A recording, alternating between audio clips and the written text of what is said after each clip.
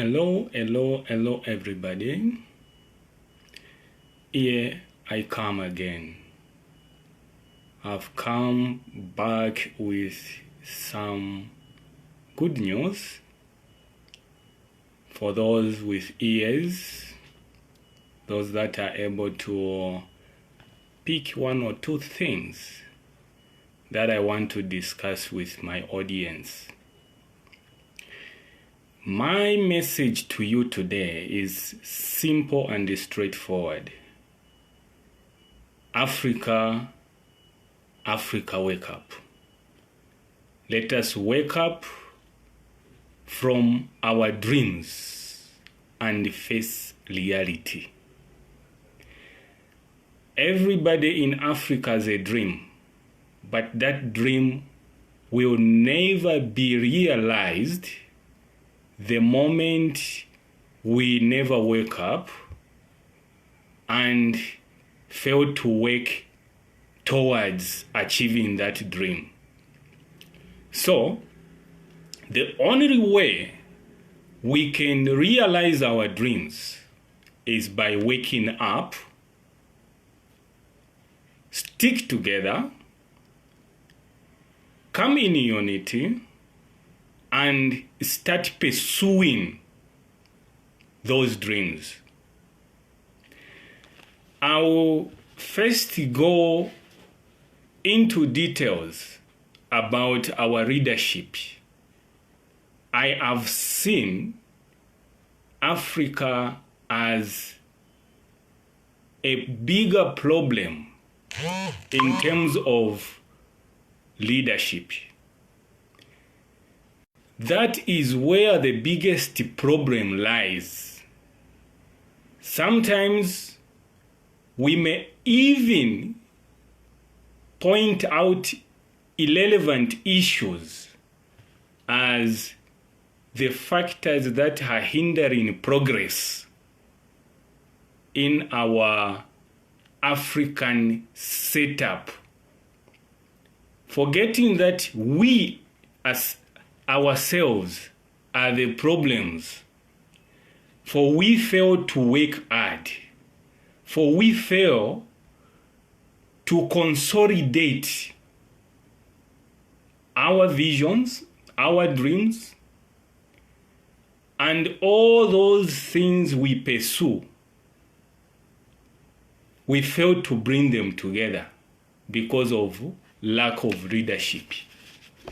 We always fail to coordinate ourselves. If you may ask, let me give an example.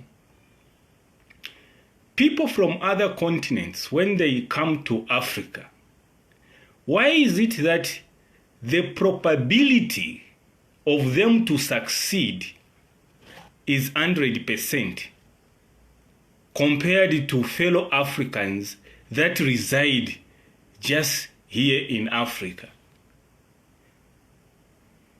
So, the poverty that Africa mostly goes through is a mental poverty, is a psychological poverty. Because in the actual sense, Africa has everything, has all the resources. But in most cases, even if we have all these resources, we always fail to progress. People elsewhere, when they come, they take those resources, they utilize them, they succeed. Why is it like this? So, in the first place, this is why I'm calling for it's a wake-up call for everybody. It's a wake-up call that let us wake up from our slumber. This is the reason why Africa was even divided without our consent, without our attention. And later, it was presented to us with imaginary borders, colonial borders in that case, and presented to us that this is how you are going to be staying henceforth. If we were awakened, we couldn't allow such type of division to come closer to us, because that's where the weakening point began from. It begins from the colonial borders. In case you don't know, this is why Africa is so divided. And even though we are divided by colonial borders, we still have to maintain that spiritual unity as brothers and sisters of one continent. But it's like we don't realize, or we don't align ourselves in that manner. We are just carried away and brainwashed to think we are different because I have a different nationality. In the actual sense, we are one people. You see? So this is why I'm saying it calls for leadership, strong leadership that needs to come and start re-educating people the true concepts of how we should now start carrying ourselves. How now we should start conducting ourselves henceforth. If we want to progress, we have to change our mindset. That is the first thing. We have to remove such colonial impurity from our minds. Once we do away with that, it will give us a direction, a sense of direction, where we begin to see things as one brother, one continent, who needs to achieve one objective precisely to bring development. Now, this is everybody's concern. We shouldn't just leave everything in the hands of our leaders. Sometimes our leaders may be stingy, may be selfish, may not even recognize or realize the potential of unity. Just because they have privilege in occupying high offices, especially politicians, I mostly pinpoint this, or I refer mostly to politicians, because they are the ones who show these kinds of characteristics once they are voted in such high authorities. They usually forget about the people they represent. So they just normally go there for themselves, for their own stomachs and their families. In fact, not even extended families, their immediate families. So it's like when they are ushered into office, they normally fend for themselves and their immediate families, forgetting about the people they represent. Now, this is where it is becoming more and more exciting that we shouldn't just leave everything in the hands of leaders or in the hands of politicians. Let us take this upon ourselves. Let us be patriotic. Let us make sure that we have a pillar or a point where we are also contributing positively to the development of our well-being. So it is very important that we shouldn't just be focused on leadership. Leadership on its own can fail us, but we also need to put more effort in order to supplement and do the needful, the right thing, so that our coming generation will definitely find we have done some kind of assignment, living somewhere, because this thing that I'm talking about is an intergenerational battle. It is not something that we can achieve alone or in just a single shot. No. It is a gradual process that will be going on, and eventually we are going to see change. Yes. So, brothers and sisters, let us realize that Africa is rich, but its people, majority of its people are poor. Why? We have to think about that. The poor mentality was just implanted in us by the colonial masters. They put the inferior complex on us, thinking they are the superiors. They are the ones to decide for us.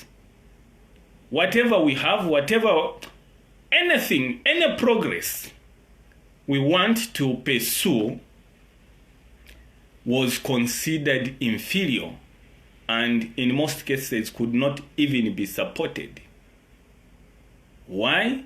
They were killing that spirit in us that drives us to success, so that we believe them that indeed, as Africans, there is nothing good that can come out of us. But if there is nothing good that can come out of us, why is it that they are after our resources, including the human resource, where physical job are considered? They fail to execute such duties. They put the manpower of Africans, because Africans by nature are resilient people, strong people, intelligent people. They are rich people. I can go on and on and on and on. But when they come, they reverse the situation. So they use reverse psychology. Whatever Africans are, they speak it in an opposite direction, so that we begin to discourage ourselves, never to pursue our dreams or anything tangible that can bring success to our lives. You see? So you can see the tactics which these whites, mostly I would say the whites, because they are the ones who play these mind games. And if you are not careful enough, you can fall victim of their tricks. So mostly it's a trap. Only very few Africans realize that what these people do is a mind game that is targeted to destroy your mental well-being, your intellectual aspect in you. Once it is destroyed, then it means you are finished. They have achieved their goal. They did this with our forefathers. Now, they have continued doing the same thing. Now, the good thing about this generation is this. We have come to realize their games. And now it is time to topple and beat them in their own games. This is what we are doing. If you can see, a lot of people and a lot of Africans are realizing this. And these are the ones that have refused to be controlled and dictated by the white supremacist. You see? So the moment you begin to awaken your mindset, you begin to think in that realm where you are able to read their minds, they cannot control you. And once they fail to control you, it becomes difficult for them. It becomes difficult for them to manage you. So, what I'm trying to say here is this. Africa, with the diverse land that we have, the terrains that we have, which supports agriculture, which supports wildlife, which supports, you can mention whatsoever. Everything is here. The natural resources. Africa is full of endowments. Endowments everywhere. The soil itself is an asset because it can produce food that can feed the entire world. In the same soil, you will find all kinds of minerals, all kinds of gemstones, all kinds of petroleum, crude oil, whatever you may call it. Everything is here. It is just a matter of us start coordinating ourselves and putting things in the right order, then do the needful. We cannot even depend on the aid that America, Europe, mostly gives to Africa or give to Africa. No. This is now something we need to reckon upon. America has withdrawn the aid. Now, if I may ask our leaders, this has come at an expected time. Now, are you thinking of reforming the policies? Because in most cases, you would find that the resources that Africa has are just taken on a silver platter without the whites paying for them. You see? So they think Africa is their backyard where whenever they want anything, they want any resources, any minerals, any precious stones, they just have to step back and take whatever they find, and then off they go to their places in Europe, in America, whatever, without paying anything. Now, this is a wake-up call to you leaders of Africa.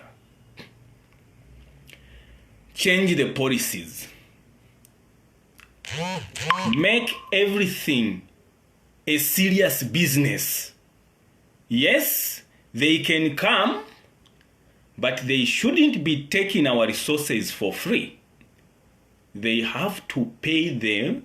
They have to pay for them at the standard international market price. If that is done, then we are going to see development happening everywhere. But if you are continue to slumber, oh my God, the manipulation and exploitation will continue. Just like our forefathers went through the same exploitation, the same exploitation will carry forward even in our generations and in generations to come. But we need to put an end to this. All it takes is just the change of policies. Precisely for you leaders. You need to change the policies. Once the policies are changed, then it will be serious business. And in business, we always aim for a win-win situation. It shouldn't be just one-sided. Not only one side should be favored and then the other side is left in craters, is left crying, is left complaining. No, it has to be a win-win situation. That's the kind of deals you, the leaders, we are expecting to start doing going forward. Currently, I would love to speak much and learn a lot about this, but I think I have highlighted 1 or 2 points which you are going to pick up and start thinking about them. We will continue with the struggle. We will continue with the structure system of doing business, international business, especially where Africa is concerned with other continents. In most cases, Africa has been unfairly treated whenever it comes to international business with other continental markets. So far, I say goodbye, my people. We shall continue on this same topic. Probably it will be part 2 of the same topic that has been discussed. I have said so because I can see the environment where I'm in is not light sufficient enough. So I think I have to postpone this information or this message or this kind of conversation so that it will take place eventually and in another time with more engagements from you, my fans. Thank you so much.